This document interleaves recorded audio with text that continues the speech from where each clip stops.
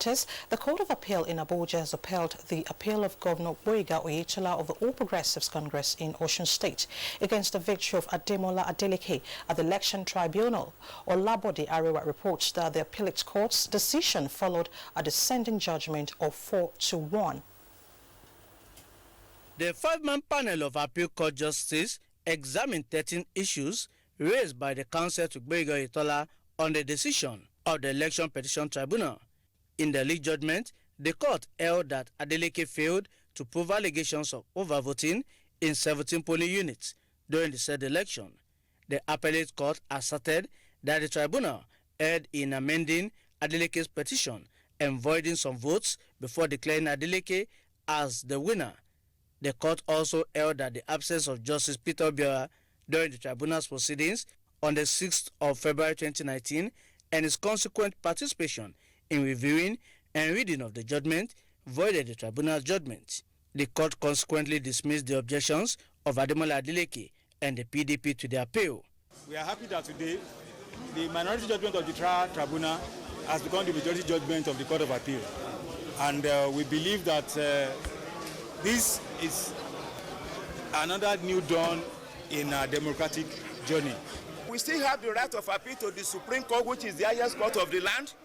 We are not satisfied with the majority judgment as delivered, and we are exercising our right of appeal to the Supreme Court for the final determination of this issue of Osun State governorship election as said in 2018. While Justice Jumai Sankey delivered the lead judgment, Justice George Mbaba delivered a dissenting judgment on the case. Meanwhile, there was jubilation on the streets of Osogbo following the judgment.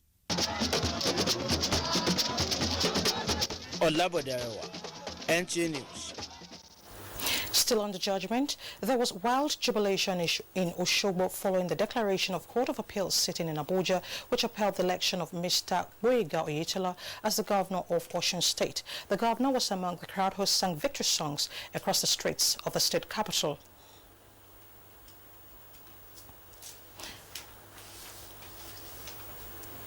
Meanwhile, the People's Democratic Party says the party and its candidate in the Osun State governorship election, Senator Ademola Adeleke, will retrieve the mandate at the Supreme Court.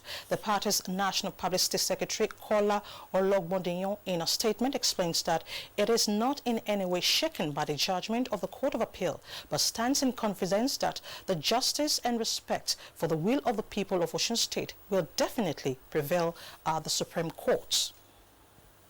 And now to other matters, the Federal Executive Council has approved a robust plan of action towards putting an end to open defecation in the country by the year 2025.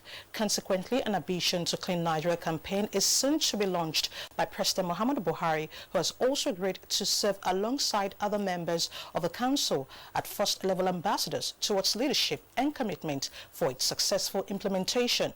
Water Resources Minister Sulaiman Adamu announced this while briefing newsmen after the council's meeting. State House correspondent Adamu Samba reports that far-reaching measures have also been taken towards boosting revenue collection, curtailing smuggling activities, and enhancing critical infrastructure for economic growth and development. As the Federal Executive Council winds down its activities under the Buhari administration's first tenure of office, it is indeed a race against time. This informed a nearly 10-hour-long meeting which considered more than 20 memoranda from ministries, departments and agencies. Amongst them is the one seeking to end open defecation in the country. India plans to declare itself open defecation free by 2nd October this year, 2019. And once that happens, Nigeria is the #1 country in the world that practices open defecation. You all agree with me that this is an honor we do not want to have. Although Nigeria recently declared a state of emergency on water and sanitation sector, so far only 10 out of the 774 local governments are open defecation free. Describing this as unacceptable, the council approved a number of measures, including the proposed launch of what it calls Clean Nigeria, Use the Toilet campaign. We also hope to create a Clean Nigeria movement and to harmonize ministerial activities so that we have a seamless policies regarding sanitation in the country.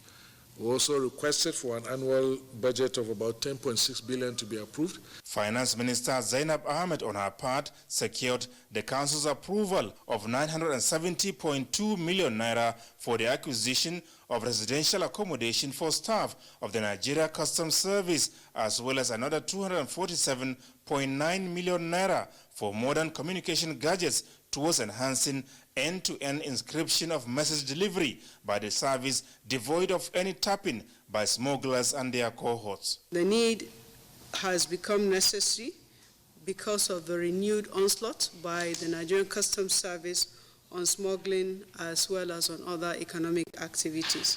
Also approved is 710 million naira for an automated project lighthouse aimed at aggregating, centralizing, and analyzing nationwide taxpayer data information. The system will enable us to see a 360-degree view of the tax situation of any taxpayer. At the end of the day, what this will do is it will help us to improve on our tax revenue collection efforts, both at the federal as well as at the state level. In the area of infrastructure, the Council approved a 1.8 billion naira secondary road contract linking Dangara to Yaba in Kwali Area Council of the FCT, as well as another project for the supply of heavy-duty equipment for the Department of Development Control. These equipments are used by Development Control to affect needed adjustments to buildings and structures that have contravened set regulations, particularly the Abuja Master Plan. For the Ministry of Petroleum Resources, we had 2 interventions today. The first was on behalf of NNPC, and that was for the award of a contract to provide a pipeline to supply gas to East and West Corridor and be able to link onto the OB3 contract that has already been awarded. The significance of that, obviously, is that the more we can gather gas that is essential to feedstock the pipelines that we're building, the easier it will be for us to create that hub that we're looking for to move gas around the corridors of Nigeria, north, south, east, west, as the case may be. The Federal Executive Council has also granted approval for the purchase of water tankers and tenders for the FCT Fire Service, as well as a fire service truck for the just completed 17-story headquarters building of the Nigerian Content Monitoring Board in Bayelsa State. From the State House, Adamu Sambu, NTA News. Let's now talk health and science. The 20th National Scientific Conference organized by the Advocacy in Child and Family Health Project with the theme Task Shifting and Task Sharing Policy Implementation in the context of primary health care focuses on equitable distribution of healthcare services and more training institutions in Nigeria.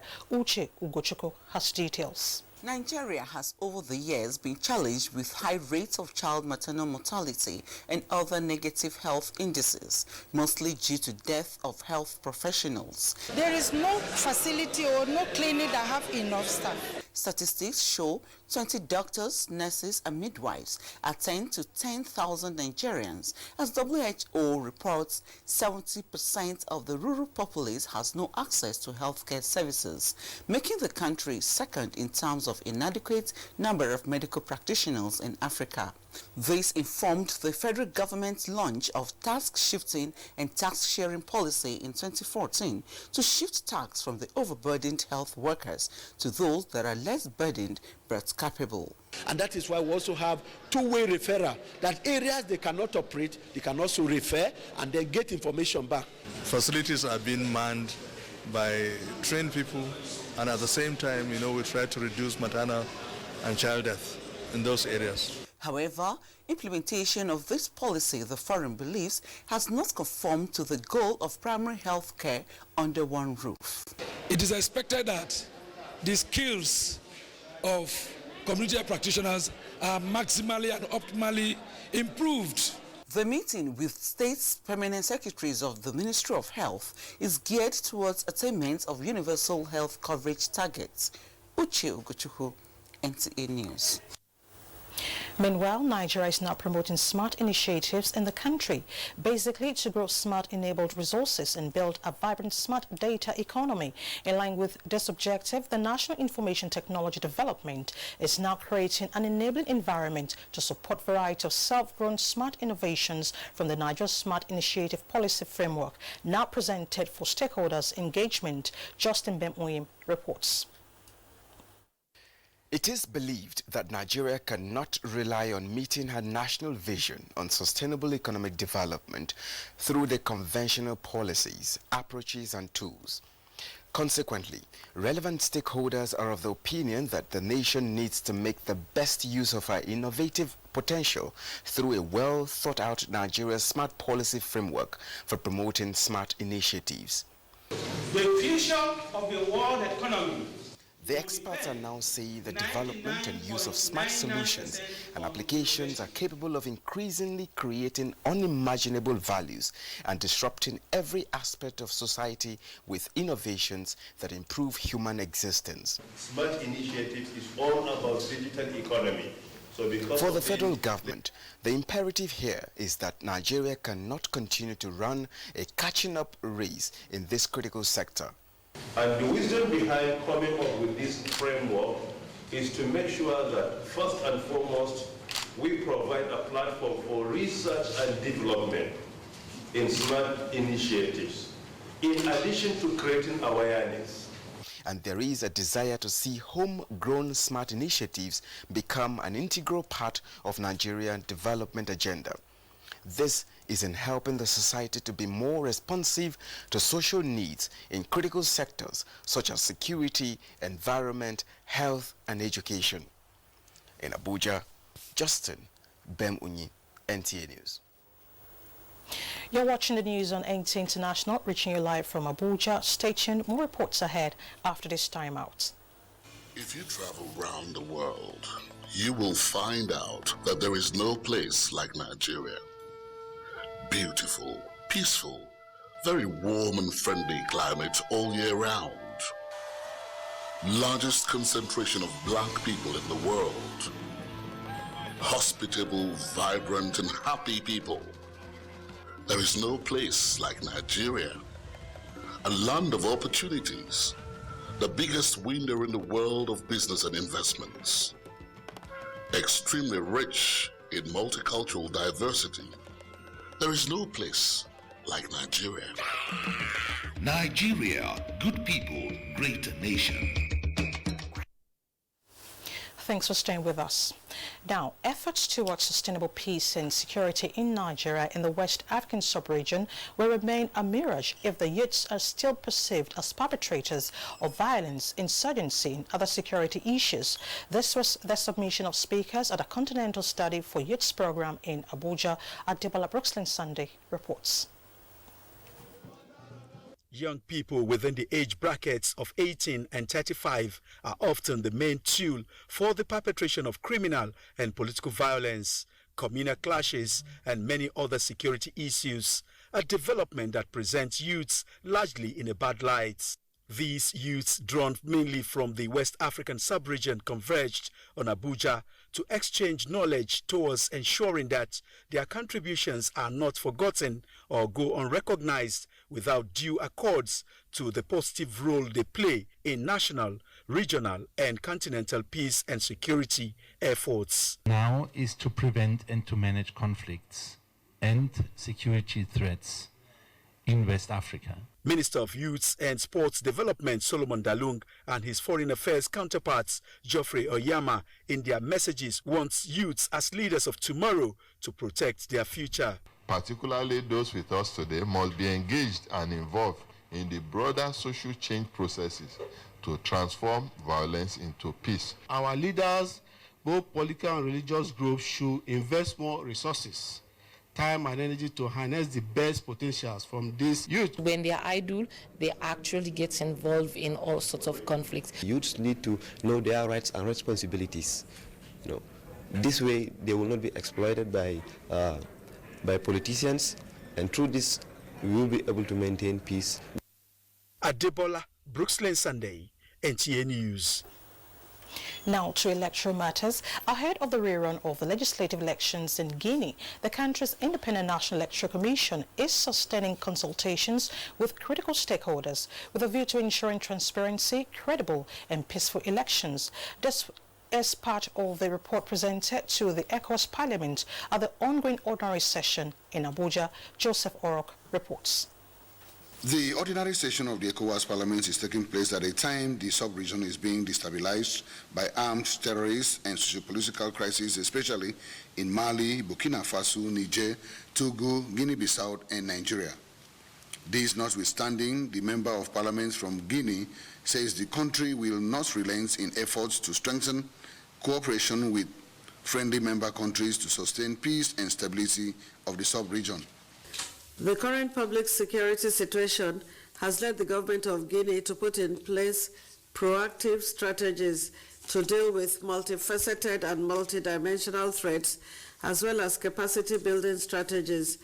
The Member of Parliament from Niger says, despite efforts by governments and the Joint Multinational Task Force, the country continues to suffer attacks by terrorists and Boko Haram.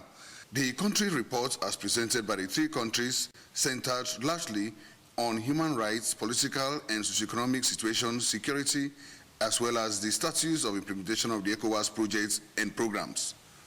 In Abuja, Joseph Orok, NTA News.